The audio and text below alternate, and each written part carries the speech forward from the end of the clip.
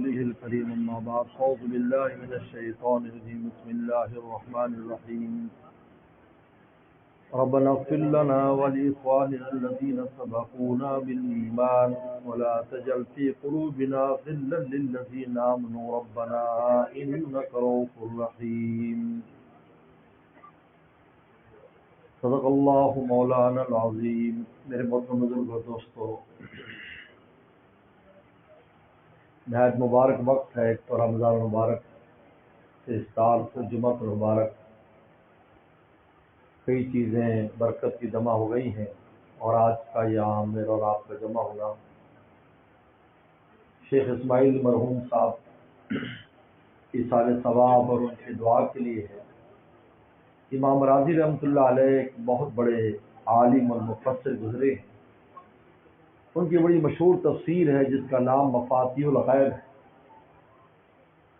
اس تفسیر میں انہوں نے ایک جگہ پر ایک سوال اٹھایا ہے کہ اللہ تعالیٰ نے حساب کتاب کا سارا معاملہ قیامت پر کیوں اٹھا رکھا ہے، قبر میں کیوں نہیں ہو جاتا؟ قبر میں حساب کتاب اسی وقت جب انسان مرے اس کا حساب کتاب ہو جائے، نیک کو جنت میں بھیج دیا جائے، اس میں برائیاں ہوں وہ دوزخ میں چلا جائے، لیکن قیامت تک کے لیے برزخ کا ایک وقت رکھا ہے۔ تین اوقات، ایک زندگی ہے، پھر برزخ ہے، پھر آخرت ہے۔ تو ایسا اللہ تعالی نے کیوں کیا ہے؟ تو بڑی خوبصورت بات فرمائی کہ اصل میں انسان کے جانے کے بعد بھی اس کے نیکیوں کا اکاؤنٹ کھلا رہتا ہے۔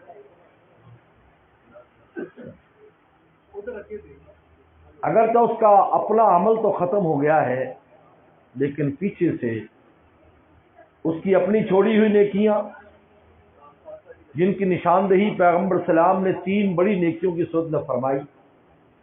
سب سے پہلے ولد صالح یدعو لہ، اولاد، نیک اولاد، یہ پہلا صدقہ جاریہ۔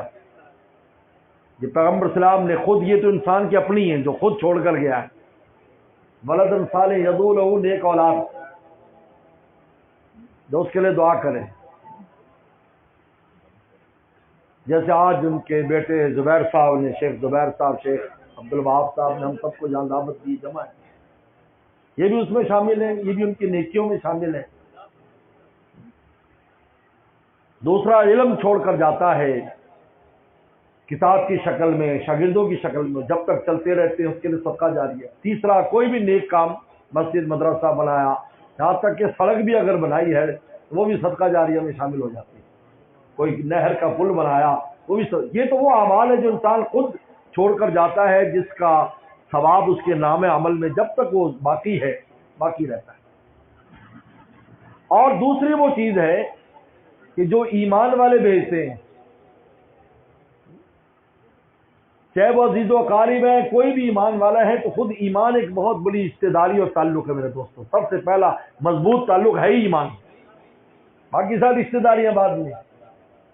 لے سیدنا صدیق اکبر رضی اللہ تعالیٰ عنہ نے اپنے بیٹے عبد الرحمن سے کہا تھا، عبد الرحمن ان کے بڑے بیٹے ہیں، عائشہ صدیقہ رضی اللہ تعالیٰ عنہ کے جو سگے بھائی ہیں، ان کا نام عبد الرحمن ہے۔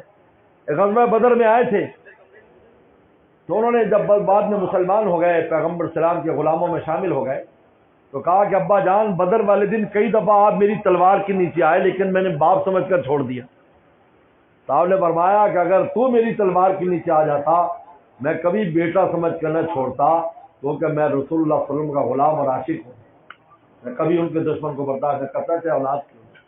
ایمان ایک ایسا تعلق ہے، ہم یہاں ایمان کی بنیاد پر جمع ہیں۔ یہ ایصال ثواب کا تعلق دراصل یہ ایمانی رشتہ ہے۔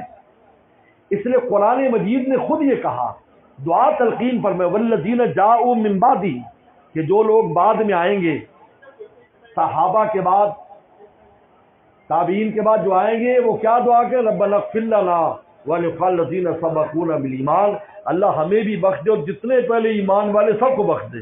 یہ دعا قرآن مجید کی ہے۔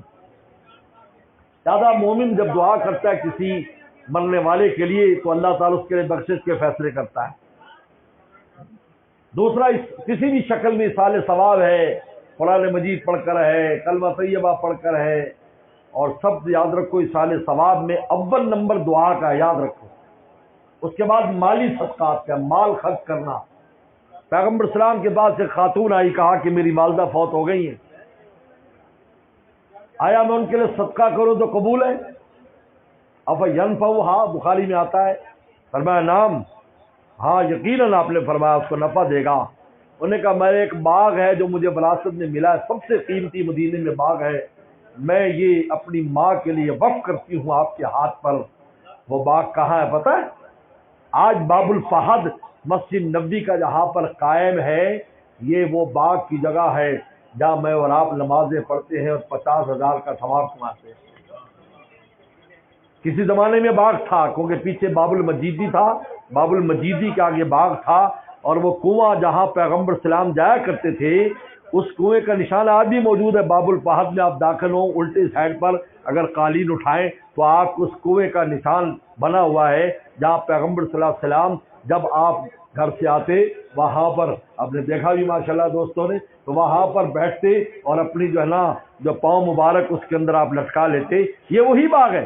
اب بتائیے اس کی ماں کے نام اعمال میں کیا جا رہا ہوگا؟ سوچیے، اور رسول اللہ کے ہاتھ پر۔ اس لیے دعا کے بعد پہلے دعا کی تلقین تو قرآن کر رہا ہے، پھر یہ مالی صدقات بہت مدد دیتے ہیں مرنے والے۔ اس لیے انسان کو اس میں بخل نہیں کرنا چاہیے، جانے والوں کے لیے خوب مال خرچ کرے، ان کی طرف سے مال خرچ نیت کر لے کہ مال خرچ کر دو، کہیں بھی خرچ کر۔ اس کے بعد ساری نفلی عبادات ہیں، نفلی حج ہے، نفلی عمرہ ہے، نفلی تلاوت ہے، درود شریف ہے، ذکر اذکار ہے۔ تو امام راضی فرماتے ہیں کہ کیسے قبر میں حساب کر دیا جائے جب پیچھے سے آ رہا ہے، جب وہ قیامت کا وقت آئے گا کہ جب کوئی شے باقی نہیں رہے گی، تب اکاؤنٹ خود بخود بند ہو جائے گا، کیونکہ نہ صدقہ جاریہ باقی ہے، نہ کوئی دعا کرنے والا باقی ہے، نہ ایصال ثواب۔ تب اللہ حساب کریں گے۔ اس لیے کتنے ایمان والے جو کمزور چلے جائیں گے، لیکن قیامت کے دن پچھڑوں کی وجہ سے اللہ تعالیٰ اس کو جنت میں اعلیٰ مراتب عطا کرتے ہیں۔ اس لیے میرے دوستو، بہرحال اللہ تعالیٰ ہماری اس اجتماع کو قبول فرمائے۔ لے آئے بھائی، کوئی ہے تو مجھے دو۔ تو یہ ایصال ثواب کے لیے بہت سا یہاں پر بڑی تفصیلات رکھی ہیں، آج جس میں قرآن مجید بھی ہیں، ماشاءاللہ 1230 قرآن مجید ہیں، اور اس طرح ہزاروں کی تعداد میں سورہ اخلاص، کلمہ، یہ ساری چیزیں اللہ تعالیٰ ان سب کو شرف قبولیت بخش کر حضرت شیخ محمد اسماعیل صاحب کے نام اعمال میں درج فرمائے۔ اللهم لك الحمد كما انت وصلى على محمد كما انت وفل بنا كما انت انك انت التقوى والمغفرة ربنا ظلمنا انفسنا وان لم تغفر لنا وترحمنا لنكونن من الخاسرين ربنا اغفر لنا ولاخواننا الذين سبقونا بالايمان ولا تجعل في قلوبنا غلا للذين امنوا ربنا انك رؤوف رحيم اللهم اغفر لحينا وميتنا وشاهدنا وغائبنا وصغيرنا وكبيرنا وذكرنا وانسانا اللهم من احييت منا فالاسلام من توفيت منا فتوفى الايمان اللهم اغفر له وارحمه واكرم نزله ووسع مدخله نقيه من الذنوب كما ينقى الثوب الابيض من الدنس واغسل خطاياه بالماء والثلج والبرد وابدل دار خير من داري اهلا خير من اهلي ادخل الجنه واعذ من النار رب اغفر وارحم وانت خير الراحمين۔ یا اللہ شیخ اسماعیل مرحوم کی بے حساب مغفرت فرما۔ یا اللہ اس رمضان مبارک کی ساعات میں اور اس جمعے کی شام کی ساعات میں افطار کو ہم دعا کرتے ہیں، یا اللہ ان کے بے حساب مغفرت فرما، جنت الفردوس میں ٹھکانہ نصیب فرما۔ یا اللہ ان کے ایصال ثواب کے لیے جو کچھ بھی پڑھا گیا ہے اور جو کچھ بھی کیا گیا اس کو شرف قبولیت بخش کر ان کے نام اعمال میں درج فرما۔ یا اللہ پیغمبر صلی اللہ علیہ وسلم کی ان کو شفاعت نصیب فرما۔ یا اللہ جمال رحمت میں جگہ عطا فرما۔ یا اللہ ان کی خطاؤں سے درگزر فرما، ان کی نیکیوں کو قبول فرما۔ یا اللہ ان کے بچوں کو ان کے لیے صحیح معنی میں صدقہ جاریہ بننے کی توفیق عطا فرما، نماز روزے کے اہتمام کی توفیق عطا فرما۔ یا اللہ ہمیشہ اپنے والد کو ایصال ثواب میں یاد رکھنے کی توفیق عطا فرما۔ یا اللہ ہم سب کے تمام مرحومین مرحومات کی مغفرت فرما، ہمارے والدین اساتذہ مشائخ عزیز و اقارب سب کی مغفرت فرما، پوری امت مسلمہ مرحومہ کی مغفرت فرما۔ یا اللہ اس اجتماع کو تو قبول فرما، اس افطار کی عالیہ سے اہتمام کو تو قبول فرما، اس کا ثواب بھی یا اللہ ان کے نام اعمال میں درج فرما۔ یا اللہ تمام بیماروں کو شفا عطا فرما، ہر طرح کی پریشانیوں کو دور فرما۔ یا اللہ اس رمضان میں جو ٹوٹی پھوٹی بات تھی جن کو تو قبول فرما. آج سے آخر صلاح شروع ہو رہا ہے یا اللہ. آج یا اللہ لیلۃ القدر ہے. آج یا اللہ شب قدر ہے. یا اللہ شب قدر کی پہلی رات ہے. یا اللہ ہمیں اس میں عبادت کی توفیق عطا فرما. یا اللہ ہمیں یا اللہ اس رمضان میں ہمیں لیلۃ القدر نصیب فرما. لیلۃ القدر نصیب فرما. یا اللہ کتنے دوست جو ہمارے ساتھ سے نہیں ہیں ان سب کی یا اللہ مغفرت فرما. اور ہم سب کو یا اللہ سب کو زندگی عطا فرما. بار بار زندگی میں ہمیں یا اللہ رمضان ہمیں بار بار نصیب فرما. اور یا شیخ غور صاحب بھی ان کا انتقال ہوا یا اللہ ان کی بھی مغفرت فرما. یا اللہ اور بھی جتنے مرحومین مرحومات ہیں سب کی مغفرت فرما. یا اللہ عافیت اور کرم کا معاملہ فرما. یا اللہ ہمارے اس ملک کی خداداد پاکستان کی حفاظت فرما. یا اللہ اندرونی بیرونی خلفشار کو ختم فرما. اندرونی بیرونی سازشوں کو ختم فرما. یا اللہ دینی مساجد خانقاہیں اور دینی مراکز کی حفاظت فرما. یا اللہ ہم میں سے ہر ایک کی جو بھی حاجت ہے آپ خوب ہماری حاجات کو جانتے ہیں. یا اللہ اپنے خزانوں سے ہماری حاجات کو پورا فرما. جن نے دعاؤں کے لے گا ان کی حاجات کو پورا فرما.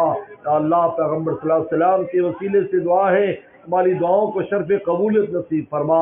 یا اللہ حافظ دارین نصیب فرما. اللہم انا نسأل من خیر ما سألک منہ نبیک محمد صلی اللہ علیہ وسلم ونعوذ من شر ما استعاذک منہ نبیک محمد صلی اللہ علیہ وسلم وانت المستعان ولیک البلاغ ولا حول ولا قوة الا باللہ. ربنا تقبل منا انک انت السمیع العلیم وصلی اللہ تعالی علی خیر خلقہ محمد وآلہ وصحبہ اجمعین.